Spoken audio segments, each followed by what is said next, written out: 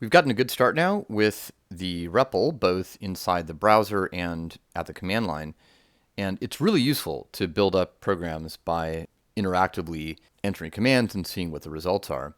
But pretty much all real programming happens as it did with the index.html file in files, edited with a text editor. So we're going to start with a program called hello.js, and we're going to output hello world from a JavaScript file.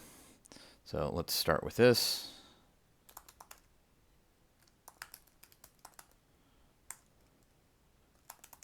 I like to open the whole project, as I've mentioned previously. Atom dot. What happened there? There it is. There it is. Just needed a second to refresh. All right. Okay, here's hello.js. We've seen the command a couple times. It's exactly the same thing inside a file. Console.log.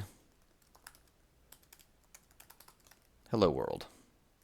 Semicolon, can save it, and then at the command line, we can execute this using the same node command that we use to enter the REPL. We can give this an argument, which is the name of the file, hello.js, and there we go, hello world. So you can see it didn't actually show us that undefined that we saw before in the REPL. That's because by default, when you run a program like this, it doesn't actually output the return values. It just outputs things like side effects here. So for example, if I have the number 1, just a valid statement, it doesn't do anything. It doesn't show up. You would have to console.log it.